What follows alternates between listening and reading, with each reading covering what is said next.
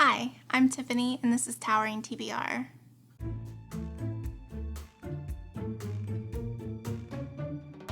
So today is my March wrap-up. I read a total of 13 books in the month of March. The first 3 were BookTube prize books that I read for my judging. They have their own vlog, so I'll link that in the cards and in the description below. The first book I finished in the month of March was A Spell of Good Things by Ayobami Adebayo. I loved her first book, Stay With Me, that came out back in 2017, and I was so excited to pick up her next book. This book follows 2 different characters. The first is Wariola, who is a wealthy woman who is training to be a doctor. She's in a residency program. And she also has a very abusive boyfriend. And then we also follow another character called Eniola, and he is a very poor boy, and they're growing up in the same country, Nigeria. And, Eniola's family is, hand to mouth. There's a scene where the younger sister is carrying the flour that's going to be used to make their meal, and she trips and it is scattered on the floor, and they just don't get to eat that night. So we're getting to see these quite disparate wealth, how the wealthy versus how the poor live in this city. Their lives interact in a very important way, but they don't really interact until the very end. I felt like once we got to the resolution, it happened really quickly.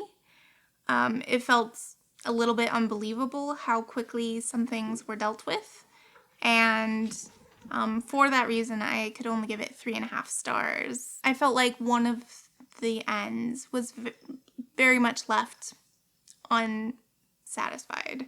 So I was a little disappointed it wasn't as great as her first, but I still enjoyed it, and if you like her writing, I would still recommend it. The next book I finished was the 5th book in the Expanse series, Nemesis Games by James S.A. Corey. In this, the crew that we normally follow kind of split up, and they're kind of all reckoning with their own pasts and how their pasts are now catching up with them.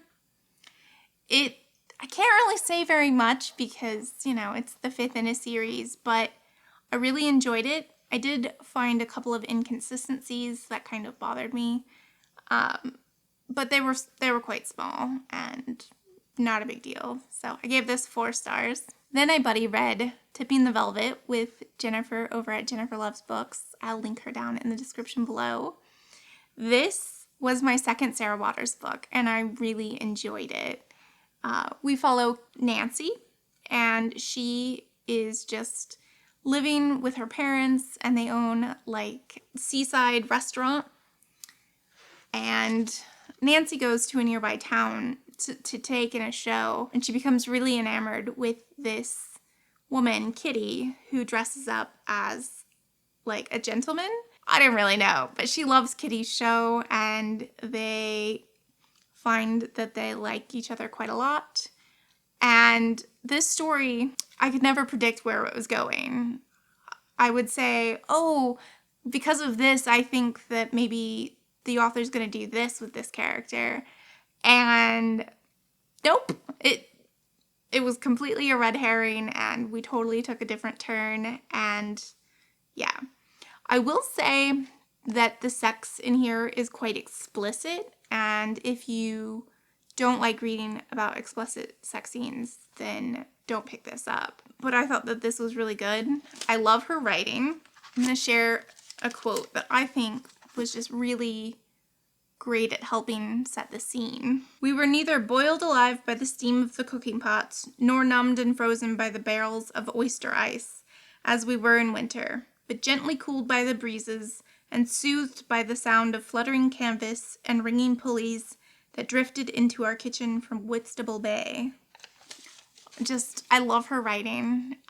This is her debut, so it's not as strong as Fingersmith. Still, you can see how much potential she had. This was such an enjoyable book. I ended up giving it 4 stars. I think the reason I couldn't quite give it 5 stars is some of the pacing felt uneven and parts of it dragged, but not very much. It was still very enjoyable. I read the last Betty Smith book that I had not read, Maggie-Now. This is her 3rd novel, but she has 4.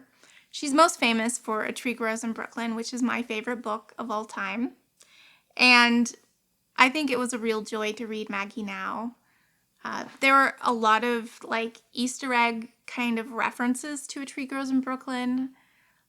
We have a nun in here named Ursula, which if you've read the original as many times as I have, you would know that that's Francie's aunt who was dedicated to the church and became a nun. There is boys in here named Neely, which is Francie's brother's name. They have references to the junk man and how he won't take unmelted metal scrap because they'll hide weights in it and be dishonest. And that was a link to the other book as well, because it's the same junk man, I'm guessing. And there was a horse named Drummer, which is also in the first book. Part of me is like, is this Easter eggs, or did she just not have not a lot of options to include? Let me tell you what this book is about, though. So we follow this woman named Maggie, and she gets engaged to this man named Patrick. They're living in Ireland, and he doesn't want to marry her. And so he thinks it's a better idea to move to America to get out of marrying her. When he does so, he realizes that he has to kind of start at the bottom. In order to get the passage over, he's kind of a little bit indentured. He has to pay it back. And he is such a grouch. And the family that he is staying with and employed by, they have a daughter. And she falls in love with this lazy guy. And they end up getting married.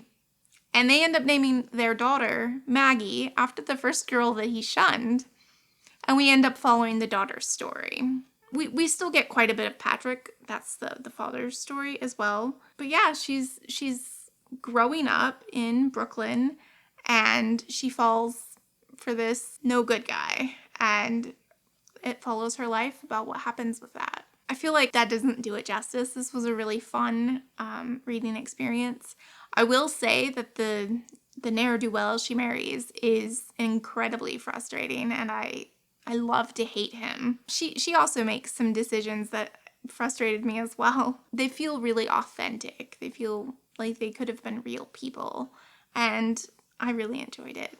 I had heard Witch Hat Atelier, this manga, was a cozy fantasy, and it's not. It has very high stakes. This is not quite cozy, but it is a fantasy. We follow this young girl, and she discovers a secret about magic. And because she discovers the secret, she is taken to the Witch Hat Atelier, where she becomes an apprentice. Conflict happens there. This book ended on a cliffhanger, so I immediately had to go to the library and pick up the next 2 volumes so that I can continue. It is a black and white manga, which is not my favorite, but the story is quite fun, and I'm eager to continue. I think there are 12 volumes in this series. I picked up this graphic novel called A Visit to Moscow by Anna Olswanger. She adapted this from a story by Rabbi Raphael Grossman. So this is based on a true story set in 1965.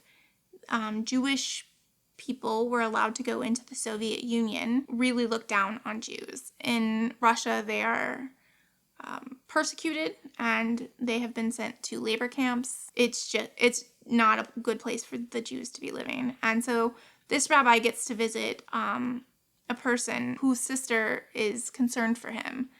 And she said, I haven't heard from my brother in 10 years. I don't know what's going on. Please find him.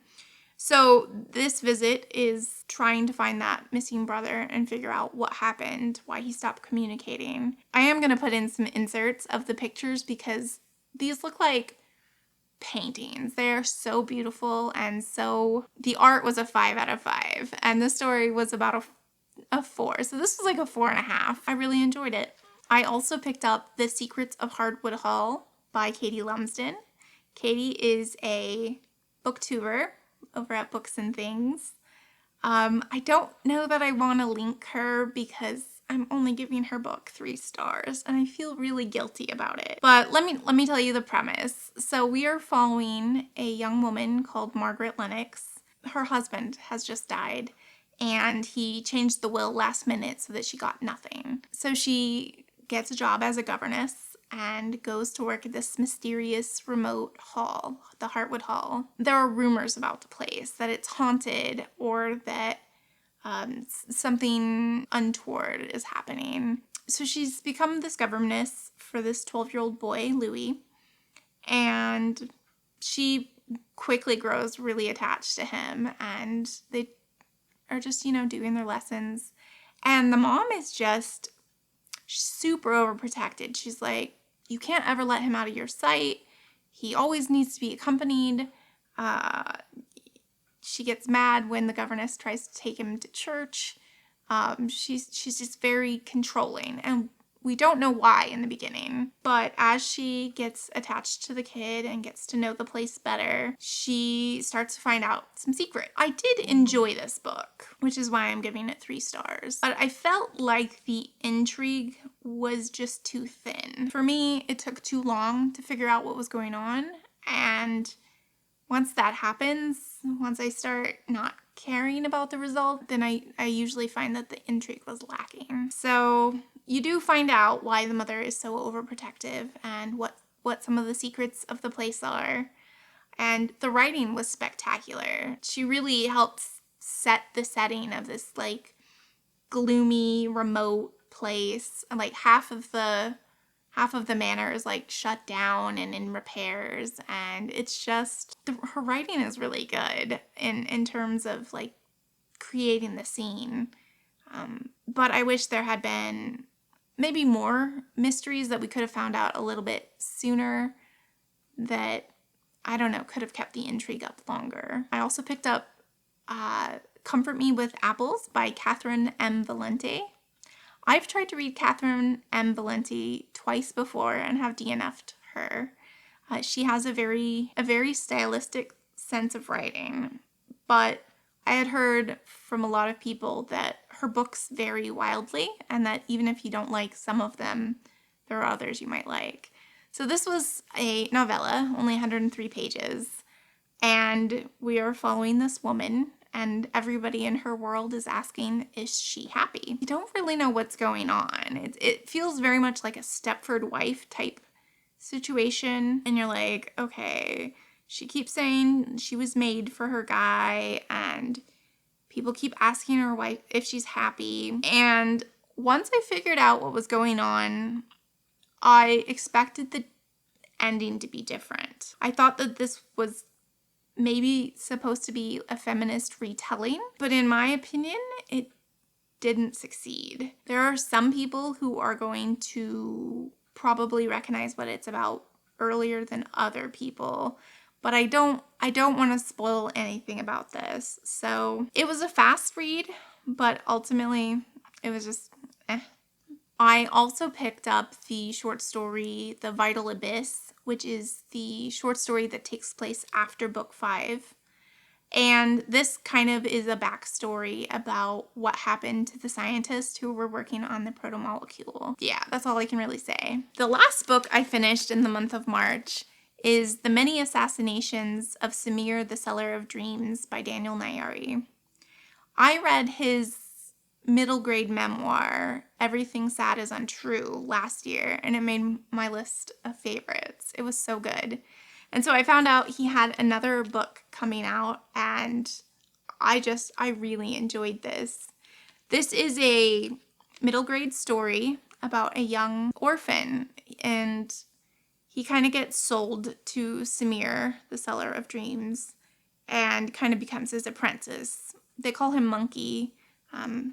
He was abandoned, and so he didn't really ever have a name. Monkey is telling the story about Samir, and they find out that Samir has quite a few hits placed on him. There are a lot of people who want to kill him, and Monkey thinks it's because Samir is a very dishonest, like, con man. And, I mean, that is partially right. The reason I think I love Daniel Nayeri's memoir so much is because he was really good at weaving in threads and telling these really rich and complex stories.